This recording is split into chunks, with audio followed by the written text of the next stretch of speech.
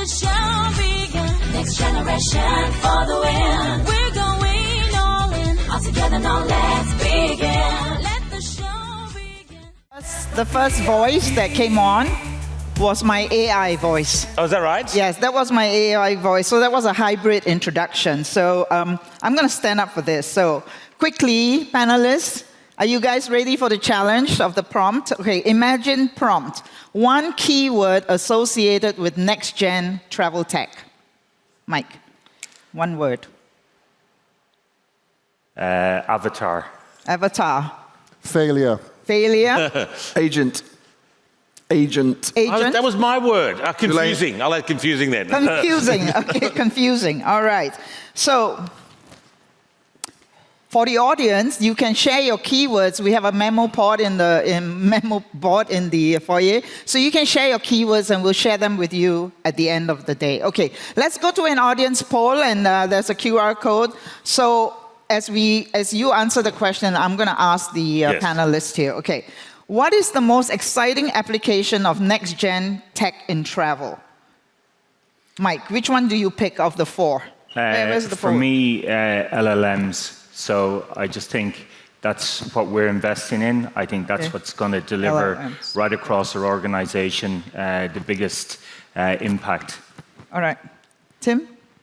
I think the biggest thing that I'm looking at is synthesizing the amount of stuff that's thrown at us. So synthesizing is perhaps the biggest skill that's immediate. It's now. Okay. Christian? Yeah, I think on the back of that, the personal agent again, I think, and the personal agent synthesizes that data. So I think that's where it goes. Okay. Yeah. I mean, the immediate answer is C, right? We've talked about this a lot. C, Dan touched on it today as well. Back-end developer tools, this is where we're seeing the immediate gains. The hope is A, but I think there is still a lot of stories that we haven't figured out in how to actually make a machine give a good recommendation. But right now, the big one is C.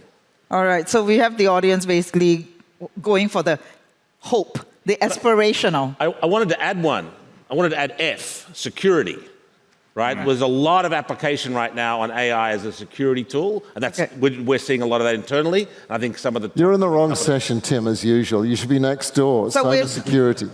So that's the most exciting application. So let's go to the next question, which is, what is the biggest promise of next-gen travel tech? And we have the poll out here. And so for you, what is the biggest promise of next-gen tech for a company like Meili? I think probably there's one for me. I hope it's more reliable product offerings where we actually delight the customer, make it more seamless, less friction, etc. So I'm hoping it's going to deliver better product offerings. Okay. Timothy? Can I be aspirational? Okay, so I'm going to go for trust. Trust, okay. Trust, Christian? I'm going to go for D. You know, when ChatGPT first came out, they talked to Sam Altman about what he thinks about, and everyone was expecting like a question. He thinks about product or pricing, and he said capitalism might fail. And that's what really made me think this world is going to change. So I'm going to go for D, that we can all have time enable to more travel people to travel. Yeah. Okay. I'll be the boring CFO and go for A. I think A is where we're seeing a lot of it in cost savings and productivity. But again, I want to add a sub-bullet to E and put a new F, which is I'm hoping that we see supplier and distributor alignment come from AI technology, that finally all those breakpoints that we see between distribution technology and supply technology, we can hopefully see some of those breakpoints get healed by AI. Right. For me, my wish is more free time for humans. So if you had more time, just on a personal level, if you had more time, what would you do anyway? Well, I fill my time with plenty of things at the moment. I never get bored. So, I enjoy. I think it's important, there is a key thing. Balance in everyone's life is really, really important. I think, through COVID, we experienced that a lot. Hopefully, people haven't fully reverted to pre-COVID practices. So I think, balance. So having more time and being more efficient and being able to focus on the things that matter. And AI helps with that, so I think that's a good thing. Spoken like a true founder. Timothy, if you had more time, what would you do? Skydive? Sleep. Sleep. Sleep. Okay, sleep. I would probably talk about AI more, but my wife is already maxed out, so I'd have to talk to my AI agent more, which probably wouldn't be a good thing. How is the answer not travel? Yes, You're like, what the hell are you exactly. talking about? I don't know. This If I guy. had more time, I would travel more. Absolutely. What's man's holiday? Whilst talking I about wouldn't do AI. more work. I wouldn't sleep more. I wouldn't pontificate. I would travel. All right. Okay. Finally, a good answer, Tim. Gee, thank you. Taking a while. All right. You can't travel in 1 or 2 hours. You can't do it. All right. Now we're going to go into a debate. Okay. And have we got the timer ready? Okay. Each of you. 1 minute, all right, to debate this point. My proposition is this next generation moment is ripe for true disruption, a time to slay giants. Mike, you are arguing for, and Tim, you're arguing against. So, Okay. Mike, go for it. Can we time it for 1 minute? Go for it. Okay. You can stand up if you want. In the audience. I can sit down or... Okay, we'll stand up. We find ourselves at a crossroads where AI isn't just knocking on travel's door. It's actually here. It's booking the flight. It's booking the hotel, the car rental, and it's organizing our rideshare. So the time is now. The moment is ripe for true disruption. It's a time to slay giants, or maybe just retire them. So we'll see. But Timothy, with his huge knowledge, has been feeding this algorithm for years and years now. And, you know, that's where the expertise and the knowledge is coming from. Unlike Timothy, you know, AI doesn't require coffee breaks. It doesn't resist software updates. It doesn't do any of this. It's just here. It's very efficient. So the systems that we have been feeding with all of our knowledge, our domain expertise for the last number of decades is here now. It's ripe for disruption. All right. Thank you, Mike. And Tim, you go. All right. Your turn. Oh, yes, great. Mike. Okay, you get to pick the winner, okay, later. Okay, Tim, go for it. All right. 1 minute now. This era in travel is not a giant slaying era. I'm actually going to quote a former CEO of Expedia. I quote him often, Dara Khosrowshahi. When he was asked what the secret to the travel industry was, he said, the secret to the travel industry is it's a battle of inches, not a battle of miles, which means that the difference between each competitor is measured in inches, not in miles. So whether you are a giant or a minnow, you are in the battle of inches. So the days of slaying giants is over. Each of us now has access to AI as a full-on tool, as the glue that Idan described yesterday that keeps our technology together. So whether you are a monolithic, single brand, single technology stack like many of our competitors, whether you're a tiny startup who's just got a couple of energetic founders, or whether you're a Booking Holdings that's created separate brands on separate tech stacks with separate goals and themes for growing your business, you are going to be a giant no matter what size you are. All right, who won that debate? Come on, who won that debate? Round of applause, loudest wins. We have Mike. Who won that debate? Okay, Tim. Boo. I lose every debate. I'm never going to win one. What do you think? I'm a constant loser Yeah, at debates. he loses You know that. I every lose every debate. time. Okay. I lose All every right, time. the next debate. True personalization is pie in the sky. It will not happen anytime soon. 4 is Timothy and Christian arguing against. So 1 minute each, starting now. Listen up, you tech-obsessed dreamers. True personalization is a pipe dream. Sure, we can tailor stuff, we can cater to whims, but get real. Technology can't grasp human complexity. Can it tell the difference between whimsy and malevolence? Can it tell the difference between passion and obsession? It's like trying to paint the Mona Lisa with a sledgehammer. 3 arguments. First one, tech limits. Your precious algorithms, they're about as personal as a bulk mail flyer. They create a cardboard cutout version of me, and it's not personalization, it's glorified guesswork, personalized by silicon-powered dimwits. Emotion. Newsflash, machines don't have feelings. They can't grasp that I might like a dingy motel versus a 5-star resort. Can they actually tell the humans from the real people? We need humans. Like, can you tell me about my socks today? Do you like my socks? Okay. And the over-personalization, that could be really bad. Thank you. Thank you. Come on. He's never been able to speak for 1 minute in his life. Okay, Christian, your turn. So I think people have been standing on these stages, sitting on these stages for decades talking about personalization, and I think it's 90% nonsense. And I think up to this point, it's been all based on historic booking data, and I think that historic booking data is mostly worth around about 0. 2 years ago, everything opened up, everything changed.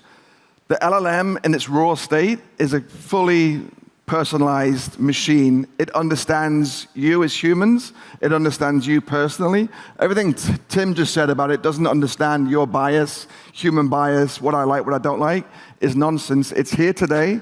If these LLMs didn't move 1 inch further, didn't progress 1 inch further, ever, this whole industry would still be revolutionized. In 2 years, I think this whole industry changes. Fully personalized recommendation engines are here. It may not be from the big guys, but they're here, and they're available to us today. All right. Thank you, Christian. So, those who vote for Timothy. Those who vote for Christian. Okay, Christian, you win. Sorry, the 2 Tims have lost. Okay, the next debate, next generation is direct. Intermediaries will disappear. Again, let's go for Mike for and Tim against. Okay, in this digital age, empowered consumers crave direct connections and personalized experiences. Why navigate through third-party platforms which lack transparency when you can book flights, hotels, and car rental direct with the service providers? Next-gen travelers demand this transparency, control, and the best possible price. Cutting out the middleman delivers exactly that. The future of travel is direct. Technology empowers us to bypass the gatekeepers and connect directly with the service providers. This means better deals, more personalized experiences, and a travel industry that truly caters for the individual. Embrace the change, embrace the future, and book direct. All right, Tim, All are right. you ready to I'm take ready. on that challenge? Hold on. You have to win this one, Tim. I have to, oh, no, you have to win this I'm one. going to keep my losing streak. I'm going to quote another famous travel leader. This time I'm going to quote Michael O'Leary of Ryanair. When I was not quite 30, I started working for Expedia. I'm sorry to keep mentioning that brand, in 2000. And I ended up on a panel in London at a trade show with Michael O'Leary. And he turned in the middle of the panel and said, I don't know why Expedia's here. Expedia's dead. So direct has been calling the death of indirect for 24 years and counting. And we are still standing. And we will still be standing in another 24 years. Because we're an ecosystem. Direct is incredible at service delivery, incredible at product experience. We're great at choice. Where in the world are you going to go for choice except to indirect? We are a long way away from dead. All right, okay. So those who vote for Mike, please. Oh, wow. Okay, and those who vote for Tim? I'm out. Oh That's my it. Thanks, God. Great show. Love you. See you next time. See you next year. That's the first time win for Tim Hughes at a debate. All right, thank you so much for the debate. Okay, now we're going to go into Imagine Prompt, my question. Imagine Prompt, Mike, the next biggest thing to happen in loyalty will be?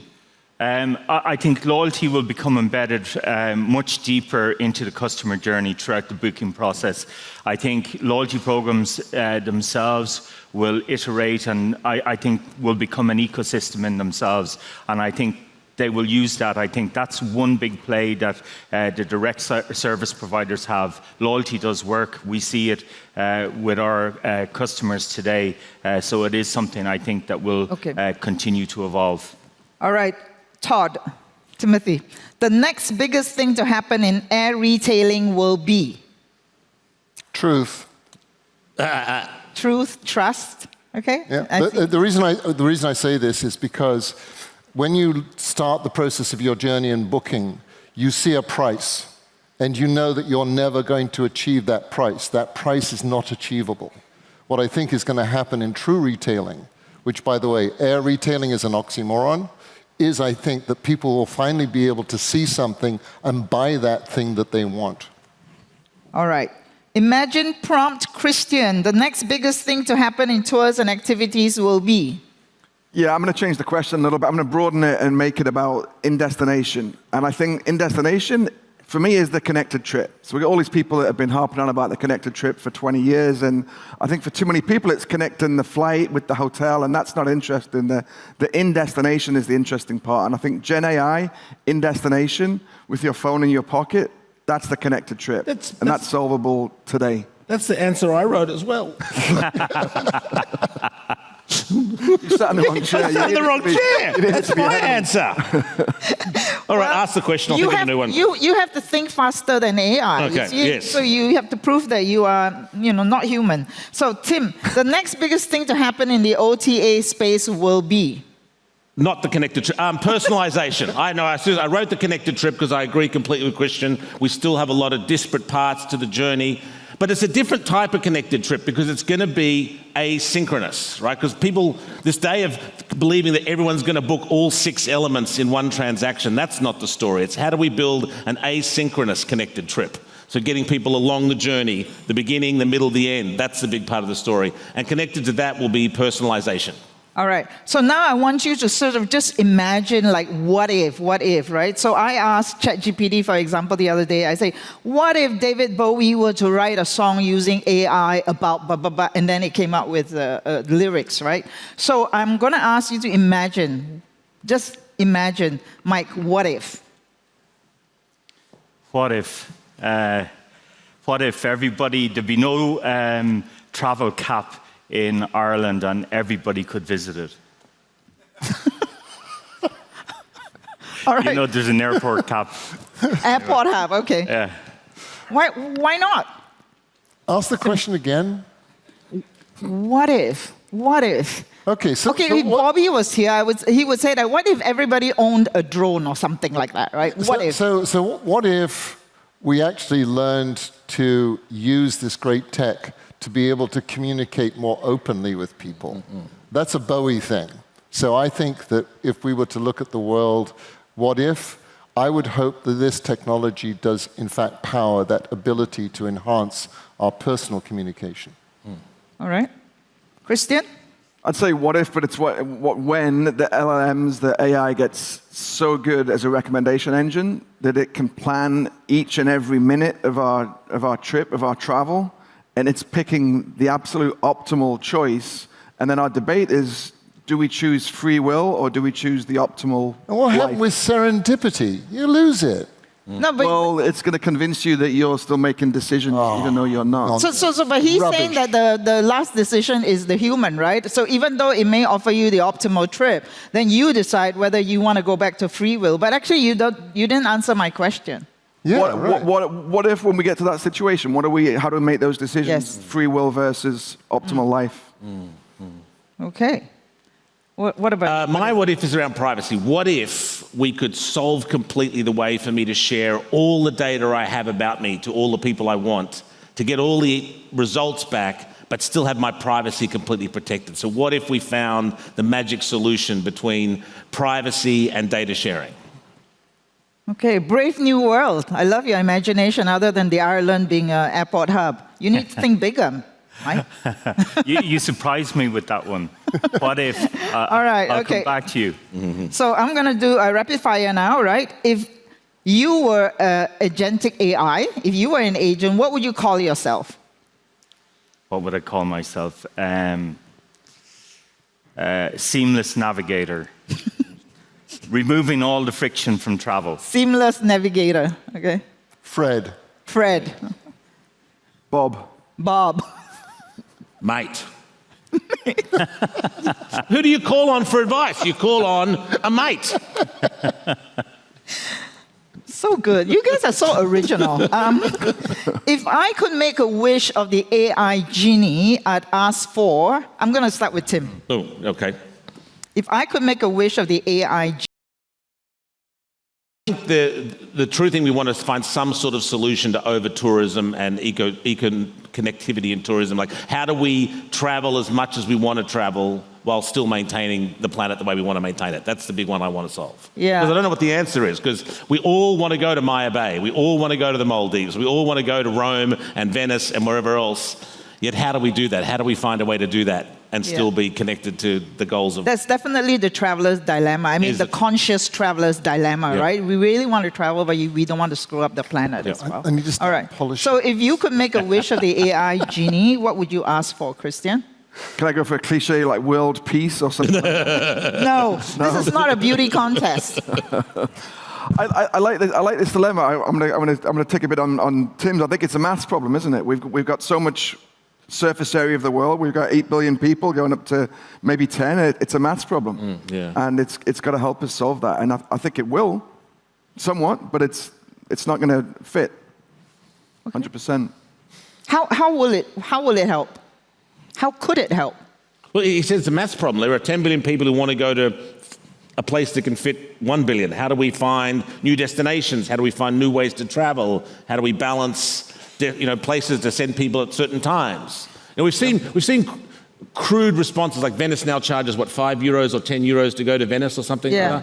Every now and then Thailand turns off Maya Bay for 2 years to try and restore it, but AI could probably come up with much better solutions than those sort of crude responses. Right, so do you therefore, as an intermediary who will always be here because the consumers will never go direct, do you therefore have that responsibility to ensure that this... Well, maybe we do. Like, we have a simple sort of alternative recommendation system right now. You select a hotel and we say that's a good hotel, but you might prefer that hotel. Maybe we can use AI to say, oh, you think you want to go to Venice? Now's not the best time to go to Venice, but here are 3 cities in Italy that are almost as good, but have less people. Maybe we could start to do stuff like that simply. Yeah. And Christian, you are actually in the most kind of fragile, but yet the most interesting part of travel, right? You know, the small tours and activities, the long tail on that. So, and they are the ones that will protect. They are the ones that will protect the diversity of travel.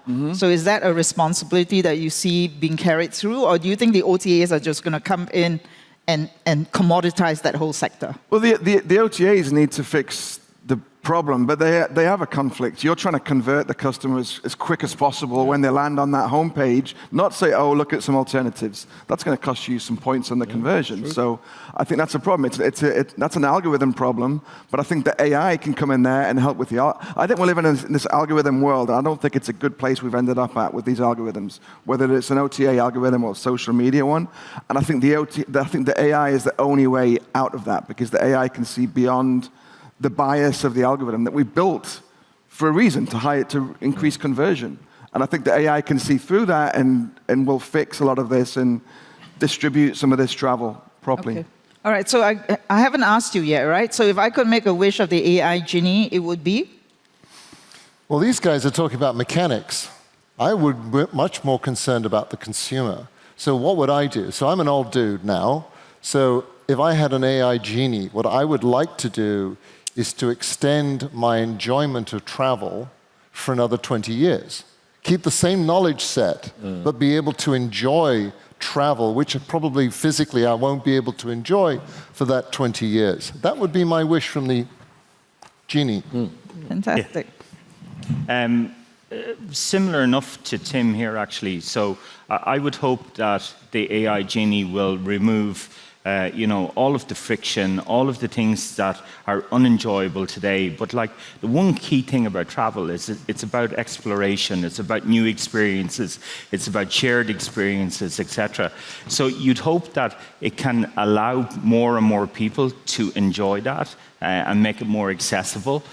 So focus on the things that are wrong, but remember the core values and why we all want to travel so much. All right. In 5 years, we will be talking about... I think we'll be talking about how do we manage privacy now that everybody has a drone? Like, I think there's going to... maybe it's not quite 5 years, but there's a point in time in which drones become like mobile phones. Everybody's got one, and they're filming and recording everything constantly, and we have a whole new different story to talk about and what privacy is like. Christian? So much privacy from Tim. There's a cyber thing next door to him. It's fascinating. I think we're going to be talking about the future of work. I think we're going to be struggling with jobs and the future of work. Okay. I think we'll be talking about the same things we're talking about today, because I don't think AI is going to change as much as we fundamentally think it is, unfortunately. So I think we'll still be talking about direct versus indirect, form of payment, all the usual mechanical stuff, because there's not enough joined up thinking. And AI doesn't solve the problem of how we collectively as a human race are much more connected and think in a joined up way. I think something that none of us have touched on is AI is an amazing new tool and enabler.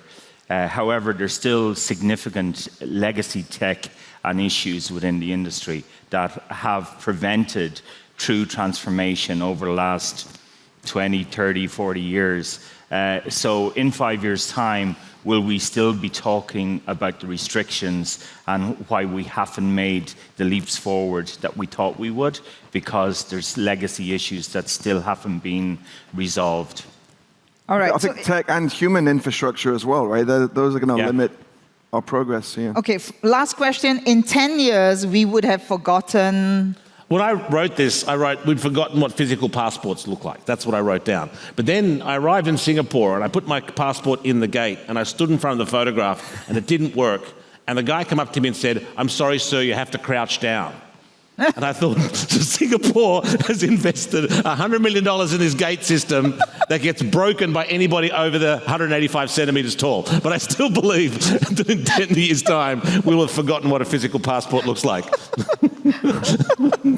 Crouching Timothy. Crouching tiger, hidden dragon. That's how I got into Singapore. Christian.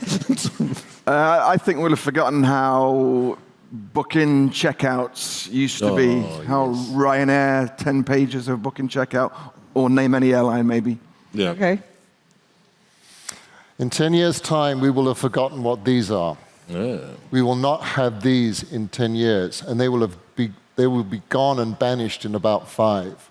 We're not going to go past iPhone 21. That's it. iPhone 21 is you're looking at 4 very, very geriatric iPhone 21s. Ooh, in 10 years' time, will we have forgotten about the connected trip? Everybody's talking about it today. All right. Thank you for that very connected conversation, Mike, Timothy, Christian, and Tim. Thank you so much. They're ready now. Let the show begin. Next generation for the win. We're going all in. Take center stage now. Let's begin. Let the show begin.